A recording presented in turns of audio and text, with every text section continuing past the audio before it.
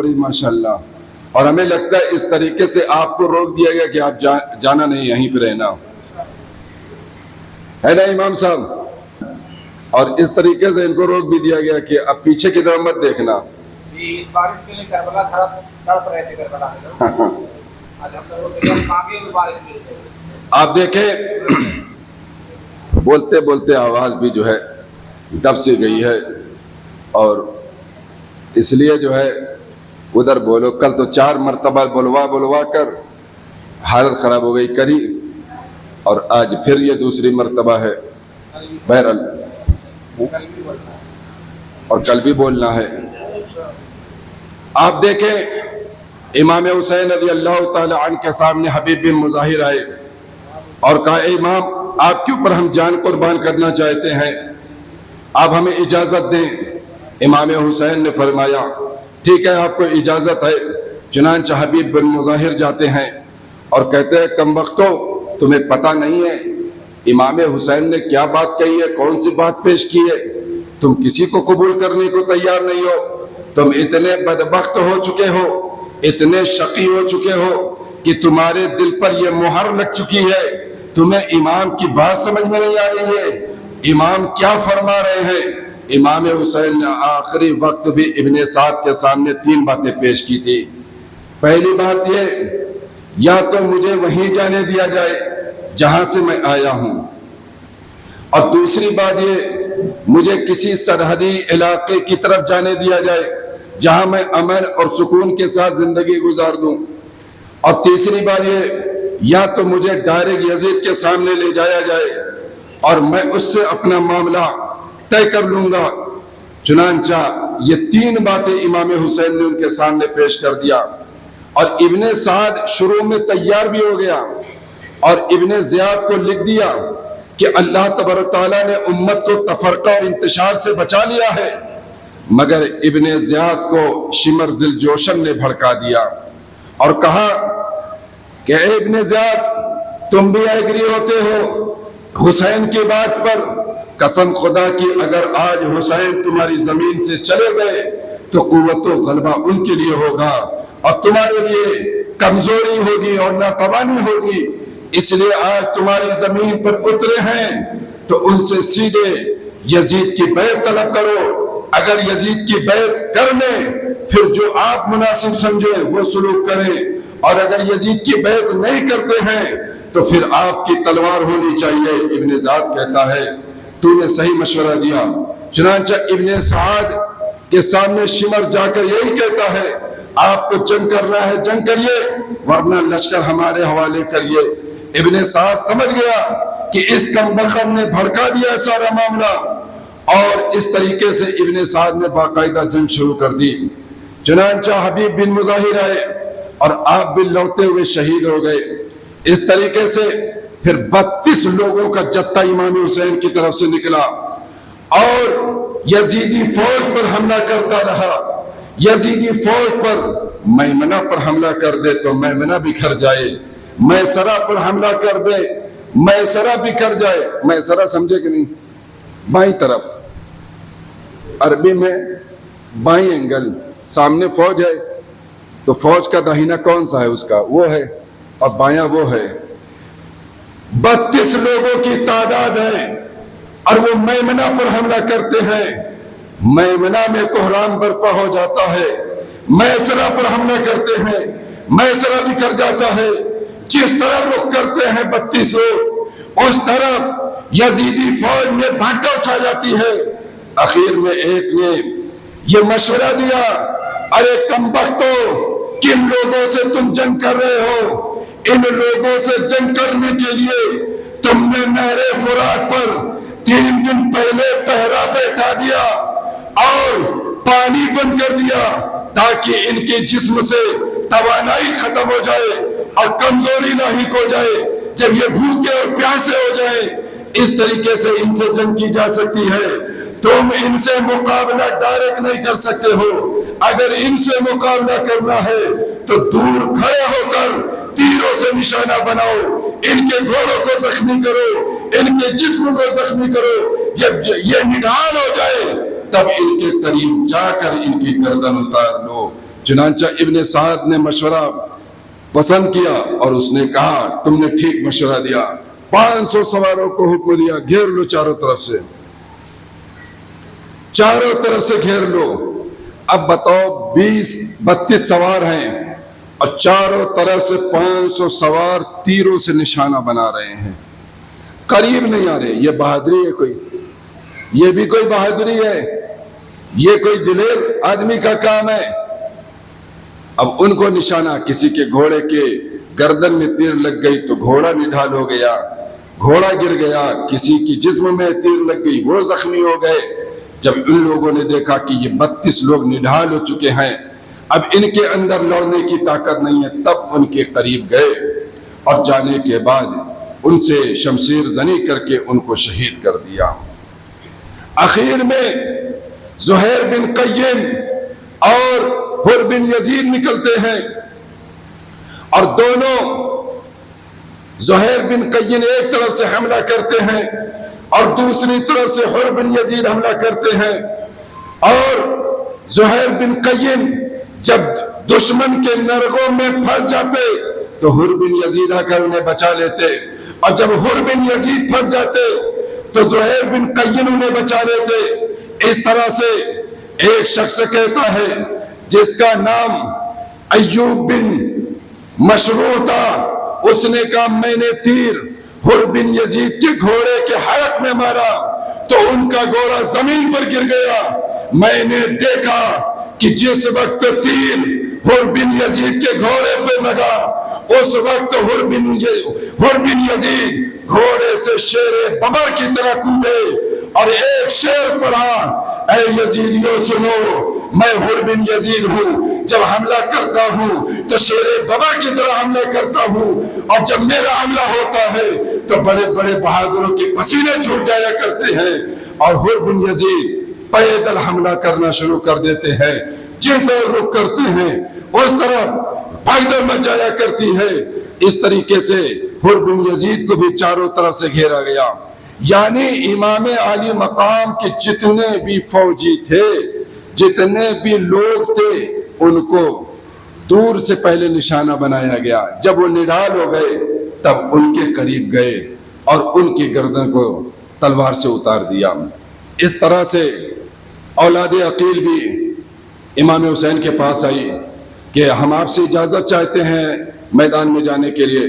امام حسین نے فرمایا کہ مسلم بن عقیل کی شہادت کافی ہے تم لوگوں کے لیے، میں تمہیں اجازت نہیں دوں گا۔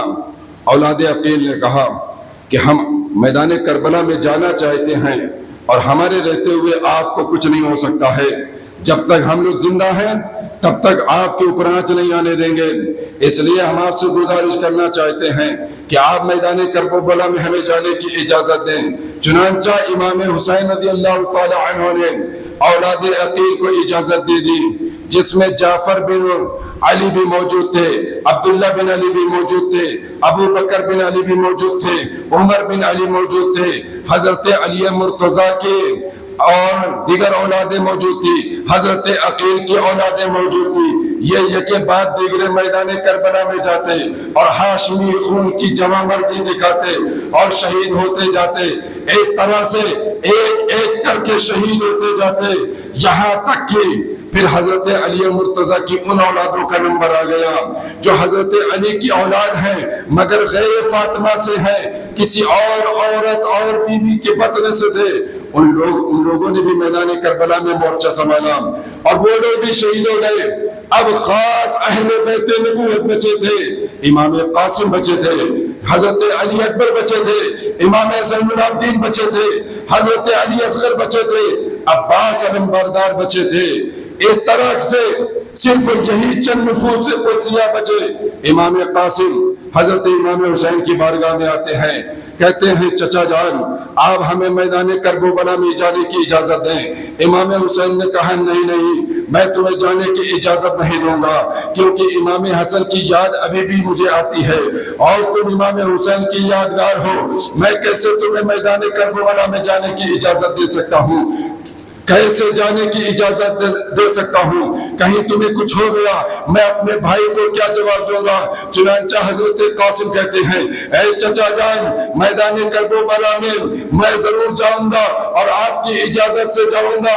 आपकी बारगाह में मैं गुजारिश करता हूँ, ऐ चचा जान, मेरी ये गुजारिश है कि आप हमें करबला के मैदान में जाने की इजाजत दे दें। इमाम हुसैन ने जब अपने भतीजे की जानिब से करबला में जाने की बज़िद देखा और इसरार देखा, जिद देखा, तो आपने उनको इजाजत दे दिया।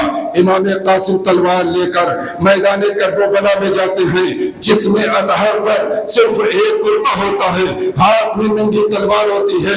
मैदान करबला में आने के बाद यजीदी फौज का बयान है कि जब हजरत इमाम कासिम मैदान करबला में आए, ऐसा लगा जैसे करबला की जमीन पर चांद का टुकड़ा नमूदार हो गया है। इमाम कासिम इस कदर हसीन और जमील थे, और खास नबी करीम सल्लल्लाहु अलैहि वसल्लम के नवासे से। इसलिए चुनांचे जब आप मैदान करबला में आए तो आपने कहा, है कोई मुकाबला करने वाला? इब्ने साद ने कहा, ए अजरक, बड़ा बहादुर था अजरक। ये माइक कल वाला नहीं है का? बहुत खींच रहा है जी। वो वाला लगा देते ना वहाँ।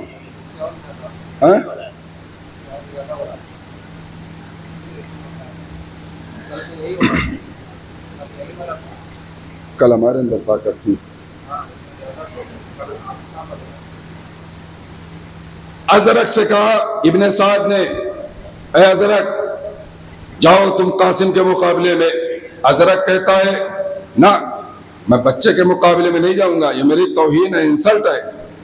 इतना बड़ा पहलवान, मेरा शोहरा है पूरे इलाके में। कल को अगर मैं जाकर इस बच्चे को कत्ल कर दिया तो लोग कहेंगे अजरक इतना बड़ा पहलवान था और उसने जाकर एक बच्चे से जंग की, इसलिए मेरी ये तौहीन है। इब्ने साद कहने लगा, ये हैदर कर्रार के पोते हैं, सैयदा फातिमा ज़हरा का दूध इनके रगों में दौड़ रहा है, ये हैदर कर्रार का खून इनके रगों में है, इनको मामूली मत समझो, ये हाशमी शहजादे हैं, जाकर इनका मुकाबला करो। अजरक कहता है, मैं इनका मुकाबला नहीं करूंगा। चुनांचा अजरक कहता है, अलबत्ता मेरे 4 लड़के फौज में मौजूद हैं, अभी मैं किसी को भेज देता हूं और इस बच्चे की गर्दन उतार कर आते हैं। 4 बच्चों में से एक को हुक्म देता है, जाकर इससे मुकाबला करो। चुनांचा वो बच्चा जब आता है, अजरक का बेटा आता है, इमाम कासिम ने एक ही बार में उसका काम तमाम कर दिया। दूसरा बेटा आता है, इमाम कासिम ने एक ही बार में उसका काम तमाम कर दिया। यानी ये के बाद दीगरे 4 बेटे आते रहे और 4 मारे जाते रहे।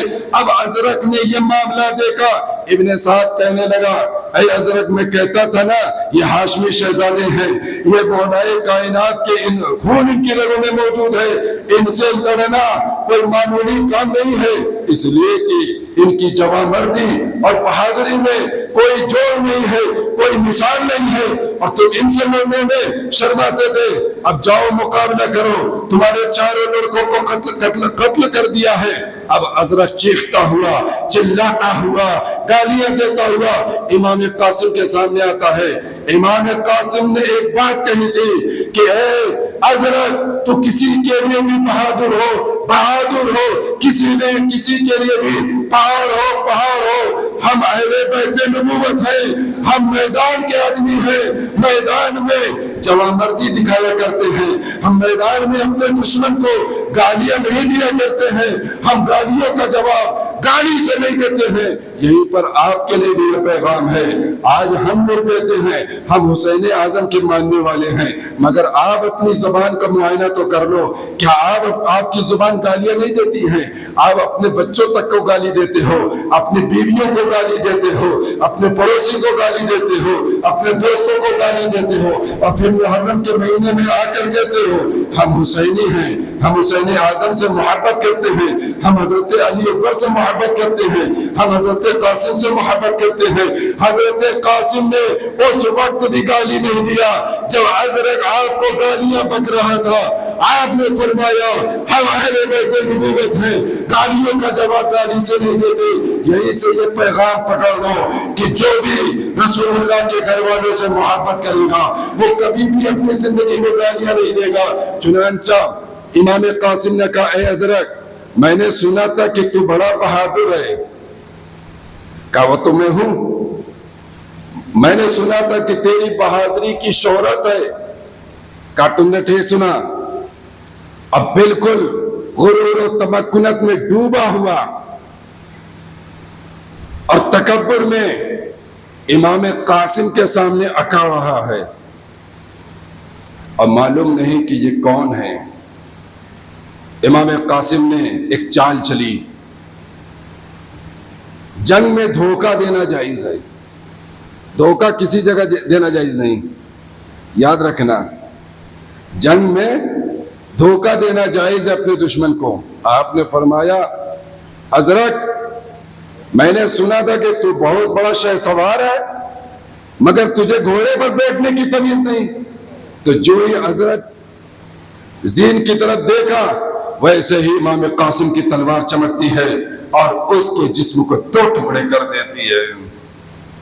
آپ دیکھیں کہ یہ لوگ ایک وار کے نہیں تھے، ایک وار سہنے کی طاقت نہیں رکھتے تھے، اور امام قاسم وہیں سے پلٹ کر آتے ہیں امام حسین کے پاس، یا عماہ العطش العطش، اے چچا جان پیاس لگی ہے، پانی اگر مل جائے تو میں اکیلے ان تمام لوگوں کا کام تمام کر دوں گا۔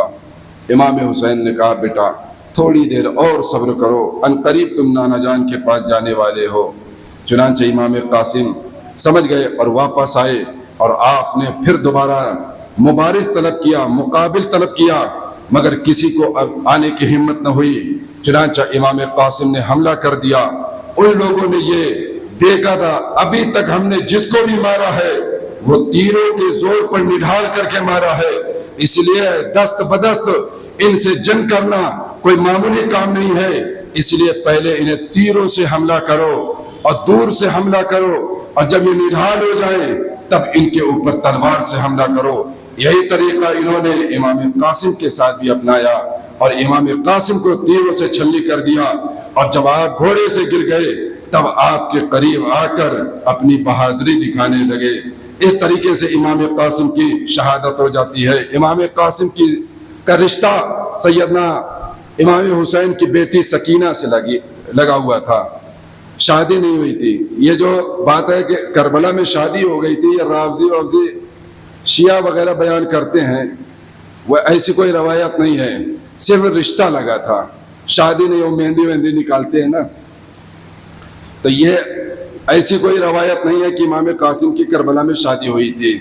امام قاسم کی شہادت ہو گئی، اس کے بعد حضرت علی اکبر میدان کربلا کی طرف جانے کی اجازت طلب کر رہے ہیں۔ امام حسین کے پاس آئے اور کہا اے ابا جان آپ ہمیں اجازت دے۔ حضرت علی اکبر ایسے خوبصورت تھے کہ ان کو دیکھ لیتے تھے صحابہ کرام تو رسول اللہ یاد آ جاتے تھے۔ ہم شبیہ پیغمبر، ہم شکل مصطفیٰ، بلکہ مکہ شریف اور مدینہ شریف کے صحابہ اکرام کو جب رسول اللہ کی یاد آیا کرتی تو علی اکبر کی زیارت کو جاتے تھے، اور وہاں جا کر علی اکبر کی زیارت کرتے تو ان کو تسلی ہو جایا کرتی تھی۔ چنانچہ علی اکبر میدان کربلا میں آئے اور کہا ابا جان ہم میدان کربلا میں جانے کو تیار ہیں، آپ ہمیں اجازت دے دیں۔ امام حسین نے فرمایا اے میرے بیٹے یہ لوگ میرے خون کے پیاسے ہیں، جب یہ لوگ مجھے قتل کر لیں گے تم لوگوں سے کوئی تعرض نہیں کریں گے اور اس طریقے سے یہ ٹھنڈے پڑ جائیں گے، اس لیے میں تمہیں اجازت نہیں دوں گا۔ حضرت علی اکبر نے کہا ابا جان میرے رہتے ہوئے آپ ہمیں اجازت دیں، میں میدان کربلا میں جاؤں گا، آپ میرے رہتے ہوئے نہیں جائیں گے۔ چنانچہ حضرت علی اکبر کا اصرار اور ضد دیکھا، آپ نے اجازت دے دی، اپنے ہاتھوں سے گھوڑے پر بیٹھایا، ذوالفقار حیدری دی اور اپنے ہاتھوں سے حضرت علی اکبر کے سر پہ امامہ باندھا۔ حضرت علی اکبر میدان کربلا کی جانب رواتے ہیں، گھوڑا دوڑاتے ہوئے کربلا کی جانب جاتے ہیں۔ چنانچہ یزیدی فوج سامنے ہے، اور گردن اٹھا اٹھا کے دیکھ رہی ہے اب کون آتا ہے. قاسم بھی شہید ہو گئے ہیں, اب کون آتا ہے. دیکھتے ہیں کہ تلوار اٹھائے ایک شہ سوار آتا ہے. جو ہی کربلا کے میدان میں حضرت علی اکبر پہنچتے ہیں, ادھر یزیدی فوج جو تلوار اٹھائے کھڑی تھی اور انتظار کر رہی تھی, سب نے اپنی تلواروں کو نیچے کر لیا اور ابن سعد سے کہا اے ابن سعد تو نے مجھے کس سے لڑنے کے لیے بلایا ہے؟ یہ تو رسول اللہ تشریف لے آئے ہیں, ہم تو ان کا کلمہ پڑھتے ہیں, ہم نے ان کی غلامی اختیار کی ہے, ہم ان سے جنگ نہیں کر سکتے ہیں. ابن سعد کہنے لگا یہ محمد الرسول اللہ نہیں ہے بلکہ ان کے نواسے حیدر کرار کے پوتے علی اکبر ہیں. حضرت علی اکبر میدان کربلا میں آتے ہی یہ شعر پڑھا انا علی بن حسین بن علی نحن اہل البیت نحن اولی بالنبی. اے لوگو سنو, مجھے دیکھ کر دھوکہ مت کھانا, میں حسین کا بیٹا ہوں اور حیدر کرار کا پوتا ہوں, ہم اہل بیت نبوت والے ہیں اور قسم خدا کی پوری زمین میں ہم سے زیادہ کوئی بھی نبی کا قریبی نہیں ہے. چنانچہ لوگوں نے کہا اچھا یہ بات ہے, یہ علی اکبر ہیں, یہ رسول اللہ نہیں ہے. کہا نہیں. تو حضرت علی اکبر نے مبارز طلب کیا, ہے کوئی مقابلہ کرنے والا؟ عرب میں آج پرانے دور میں بہادر جو ہوا کرتا تھا وہ مقابل طلب کرتا تھا, لاؤ کوئی ہے مقابلہ کرنے والا. یہ جوامردی اور ایک بہادر کی نشانی ہوا کرتی تھی کہ ایسا بہادر تھا کہ میدان میں آ کر للکارا, ہے کوئی لڑنے والا. چنانچہ پھر ایک شخص نکلتا ہے اور نکلنے کے بعد علی اکبر پہ حملہ کرتا ہے. علی اکبر نے ایک ہی بار میں کام تمام کر دیا. دوسرا آتا ہے, ایک بار میں کام تمام ہو گیا. تیسرا آیا, چوتھے آئے, یہاں تک کہ 4 لوگوں کا کام تمام ہو گیا. اس کے بعد حضرت علی اکبر نے کہا حل میں مبارز, ہے کوئی مقابلہ کرنے والا جو مجھ سے مقابلہ کرے؟ آپ نے دیکھا کہ کوئی بھی مقابل میں آنے کو تیار نہیں, آپ نے خود ہی فوج پر حملہ کر دیا. تاریخ بتاتی ہے حضرت علی اکبر اگر میمنہ پر حملہ کرتے, میمنہ بکھر جاتا, میسرہ پر حملہ کرتے. یہاں تک بات آتی ہے کہ حضرت علی اکبر حملہ کرتے ہوئے داخل ہوتے, یزیدی فوج کے پیچھے کی طرف نکل جاتے, پھر مڑتے اور پھر حملہ کرتے ہوئے آتے, پھر ادھر نکل آتے, پھر داخل ہوتے.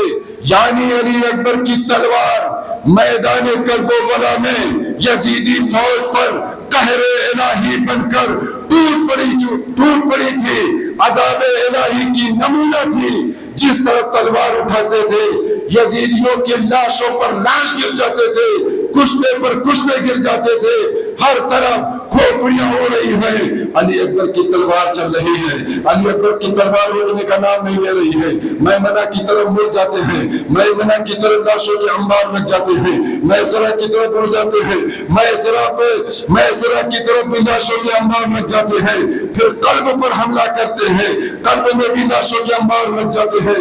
ابن سعد گھبرا گیا, شمر سے دوشر سے کہنے لگا ارے نوجوان یہ دیکھتا ہے کہ ایک ایسا نوجوان ہے اکیلے پوری فوج کو, پورے لشکر کو تھکائے ہوئے ہے اور سب کو مارے جا رہا ہے, ہمیں گاجر اور مونی کی طرح کاٹ رہا ہے. دیکھ رہے ہو یہ ہاشمی نوجوان ہے, یہ مولا کائنات کا پوتا ہے, دیکھ رہے ہو اس کی بہادری, اس کی شمشیر زنی, اس کی جوامردی. اگر قسم خدا کی اگر ان کو پانی مل جاتا تو ہمارے لیے 22,000 نہیں بلکہ اس سے بھی بڑی تعداد آ جاتی, تو ہمارے لیے ان کا مقابلہ کرنا آسان نہیں تھا. اس لیے کہ ان کی بہادری ایسی ہے کہ یہ اکیلے ہزاروں کے لشکر کے لیے کافی ہو جاتے ہیں. شمر سے جوشر کہتا ہے ارے کم بخت ابن سعد سن لے, ان سے مقابلہ اس طریقے سے نہیں کیا جائے گا.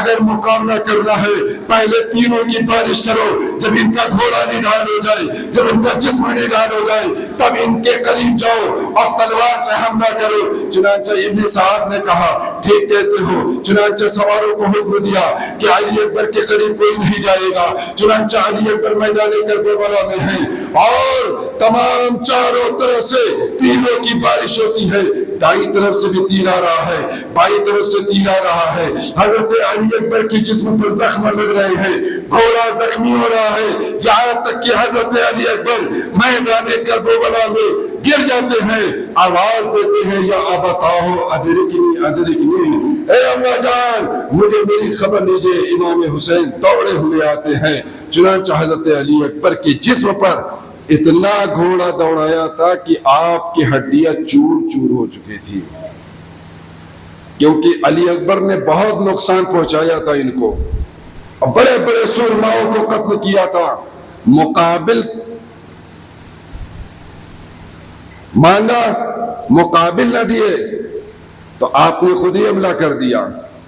جب حضرت علی اکبر شہید ہو گئے تو امام علی مقام جانے کی تیاری کرنے لگے، اور جب حضرت امام علی مقام نے ذوالفقار حیدری سیدنا مولائے کائنات کی تلوار لی، رسول اللہ صلی اللہ علیہ وسلم کا عمامہ پہنا اور جنگی لباس پہنا، بیویاں حرم کی شہزادیاں جو بھی تھی، آپ کی اہلیہ حضرت شہربانو آپ کی بہن سیدہ زینب نے آپ کو روکنا چاہا، کہا کہ آپ لوگ پریشان مت ہو، اللہ مالک ہے، اور یہ لوگ جب مجھے قتل کر لیں گے تو پھر کسی سے تعارض نہیں کریں گے۔ بیمار زین العابدین کھڑے ہو گئے، کہا ابا جان آپ نہیں جائیں گے، میں جاؤں گا۔ سخت بیماری کی حالت میں تھے، بخار تھا۔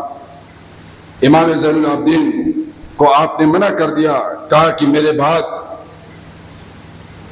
سیدہ زینب اور اپنی ماں اور دیگر خواتین اہل بیت کا خیال رکھو گے اور تم ہی ان کو مدینہ شریف پہنچاؤ گے، اس لیے میں تم کو اجازت نہیں دوں گا۔ چنانچہ ان کو بستر پر بیٹھا دیا اور امام علی مقام میدان کربلا کی جانب نکلتے ہیں۔ امام علی مقام جب کربلا کی جانب جاتے ہیں، ایک عجیب سما تھا، ایک عجیب ماحول تھا، یزیدی فوج کی حالتیں خراب ہو رہی تھی، کیونکہ شیر خدا کا نر شیر امام حسین سامنے تشریف لا رہے ہیں۔ امام حسین میدان کربلا میں آئے اور یزیدی فوج پر ایک نظر ڈالی، دائیں دیکھا بائیں دیکھا، اور آپ نے پھر ایک خطبہ ارشاد فرمایا، اے لوگوں اللہ کی حمد کی اور رسول اللہ صلی اللہ علیہ وسلم کی ثنا کی اور درود بھیجا، اور اس کے بعد آپ نے ارشاد فرمایا، اے لوگوں تم لوگوں نے علی اکبر کو بھی شہید کر دیا، عباس کو بھی شہید کر دیا، قاسم کو بھی شہید کر دیا، ننھا بچہ علی اصغر کو بھی شہید کر دیا، کیا تمہارے لیے یہ کافی نہیں ہے؟ لوگوں نے کہا کہ آپ ہم سے کیا چاہتے ہیں؟ کہا میں یہ چاہتا ہوں کہ آج بھی تمہارے پاس وقت ہے کہ تم توبہ کر لو اور اللہ کی بارگاہ میں رجوع کرو، اور اللہ تعالیٰ تمہارے گناہوں کو بخش دے گا۔ اے لوگوں کیا یہ بتاؤ پوری دنیا میں کوئی ایسا قبیلہ ہے جہاں نواسے رسول موجود ہو؟ کسی اور قوم میں ہے کیا؟ کسی اور خاندان میں نواسے رسول ہے کیا؟ تمہیں میری کوئی اور فضیلت کا اقرار ہو یا نہ ہو، لیکن اس بات کا اقرار تو ضرور ہے کہ میں نواسے رسول ہوں۔ تم نواسے رسول کے خون کو بہانے کے لیے کیسے درپے ہو گئے، کیسے آمادہ ہو چکے ہو؟ چنانچہ ان لوگوں نے کہا کہ ہمیں کوئی بات نہیں سننی ہے، آپ اپنے یزید کی بیعت کرتے ہیں یا نہیں کرتے ہیں؟ چنانچہ امام حسین نے کہا یزید کی بیعت تو میں ہرگز نہیں کروں گا، مرد حق ہرگز باطل سے خوف کھا سکتا نہیں۔ کیا ہے شعر امام صاحب؟ سر کٹا سکتا ہے مگر سر جھکا سکتا نہیں، ہے نا؟ امام حسین رضی اللہ تعالیٰ عنہ نے فرمایا کہ بھیجو میری طرف، ہے کوئی مقابلہ کرنے والا؟ بدر آیا، امام حسین پر وار کرنا چاہا، امام حسین نے وار خالی کر دیا، اور جو ہی وار خالی کیا امام حسین نے اس کی کمر پہ ایسی تلوار ماری کہ اس کا آدھا دھڑ اوپر کی طرف اچھل گیا اور آدھا دھڑ زمین کی طرف چلا گیا۔ یہ امام حسین کی جواں مردی اور بہادری اور لڑنے کا انداز تھا کہ بتائیے دشمن حملہ کرتا ہے اور وار خالی کرنے کے بعد ایک ہی وار میں 2 ٹکڑے کر دیتے ہیں امام حسین۔ اسی طرح سے یزید ابتہی آتا ہے آپ کے سامنے اور بہت ڈینگے مارتا ہے، امام حسین اس کے سامنے صرف یہ کہتے ہیں کہ ڈینگے ہم نہیں مارتے ہیں، ہماری تلوار کا مقابلہ کر کے دکھا۔ چنانچہ وہ حملہ کرنا چاہتا ہے، امام حسین نے ایک ہی حملے میں اس کی گردن کو اڑا دیا۔ اسی طریقے سے دوسرا شخص بھی آتا ہے، اسی طرح سے اور بھی آتے ہیں، امام حسین ان کی گردن کو مارتے جاتے ہیں۔ چنانچہ شمرزل جوشن نے کہا ان کا مقابلہ ابھی ان کے بچوں سے مقابلہ تھا، تو انہیں دیکھا تھا ابن سعد کہ ان کے بچوں سے مقابلہ کوئی معمولی کھیل نہیں تھا، ان کے بچوں نے پورے فوج میں گھوم گھوم کر حملہ کیا، ہمارے کئی بہادروں کو انہوں نے نیست و نابود کر دیا اور قتل کر دیا۔ یہ تو ان کی والد گرامی ہیں، ان سے مقابلہ کرنا کوئی آسان کام نہیں ہے۔ چنانچہ امام حسین نے حملہ کر دیا ہے، ادھر سے فوج نے حملہ کیا، امام حسین حملہ کرتے جا رہے ہیں، امام حسین فوج کے اندر داخل ہو گئے، چاروں طرف سے امام حسین کے اوپر حملے ہو رہے ہیں، امام حسین کی تلوار چل رہی ہے، ایسا لگتا ہے کہ امام حسین کی تلوار میں آسمان کی بجلیوں کی چمک آ گئی ہے، جس طرف امام حسین کی تلوار مڑتی ہے یزیدی فوج کی گردنیں اڑتی ہوئی نظر آتی ہے، جس طرف امام حسین رک کرتے ہیں ادھر بھگدڑ مچتی ہوئی نظر آتی ہے، یہاں تک کہ یزیدی فوج میں یہ شور برپا ہو گیا تھا کہ کون آیا ہے، ایسا دلیر، ایسا بہادر، ایسا جواں مرد ہے کہ جس طرح رک کرتا ہے ہماری مائیں اور بہنیں یتیم ہو جا رہی ہیں، ہماری مائیں اور بہنیں بیوہ ہو جا رہی ہیں، ہمارے بچے یتیم ہو جا رہے ہیں۔ شمر کہتا ہے اے ابن سعد اگر حسین پہ غلبہ پانا چاہتے ہو اپنے سواروں کو حکم دو اور چاروں طرف سے تیروں کی بارش کرے۔ چنانچہ 500 سوار آگے بڑھتے ہیں، امام حسین کے دور گھیرا ڈالتے ہیں اور امام حسین کے اوپر تیروں کی بارش کر دیتے ہیں۔ امام حسین نے جب دیکھا بزدلوں کی یہ حرکت، آپ نے اپنے گھوڑے کو ایک کنارے کر لیا اور ایک درخت کے قریب چلے گئے اور اس درخت کے قریب اپنے گھوڑے کو کھڑا کر دیا۔ اب سامنے سے تیر آ رہی، کہیں بازو پہ تیر لگ رہی ہے، کہیں سینے پہ تیر لگ رہی ہے، کہیں گھوڑے پر تیر لگ رہی ہے، یہاں تک کہ امام حسین 72 زخم کھا کر زمین پر گرے ہیں۔ تب یزیدی فوج بدبخت آپ کے قریب آئی اور آپ کو شہید کیا۔ اس طریقے سے امام حسین رضی اللہ تعالی عنہ پر غلبہ پایا۔ اس طریقے سے امام حسین رضی اللہ تعالی عنہ کو ان لوگوں نے غلبہ پایا اور شہید کیا، اور امام حسین رضی اللہ تعالی عنہ کے جسم کو گردن کو کاٹ دیا، اور کاٹنے کے بعد امام حسین رضی اللہ تعالی عنہ کے لاش پر گھوڑے دوڑائے، خود جی بھر کے دوڑایا، یہاں تک کہ لباس اطہر بھی آپ کے جسم سے ہٹ گیا۔ چنانچہ ان لوگوں نے جب دیکھا کہ اب امام حسین شہید ہو گئے ہیں، اب ہماری راہ میں کوئی رکاوٹ نہیں ہے، چنانچہ ان لوگوں نے خیمے کو لوٹ لیا، اور خیمے کو لوٹ لینے کے بعد سارے لوگوں کو، بیمار زین العابدین کو اور خواتین اہل بیت کو قیدی بنایا اور ملک شام کی طرف روانہ ہو گئے۔ محترم حضرات، اے دل بگیر دامن سلطان اولیاء یعنی حسین ابن علی جان اولیاء، اور قتل حسین اصل میں مرگ یزید ہے، اسلام زندہ ہوتا ہے ہر کربلا کے بعد۔ وآخر دعوانا الحمدللہ رب العالمین۔ السلام علیکم۔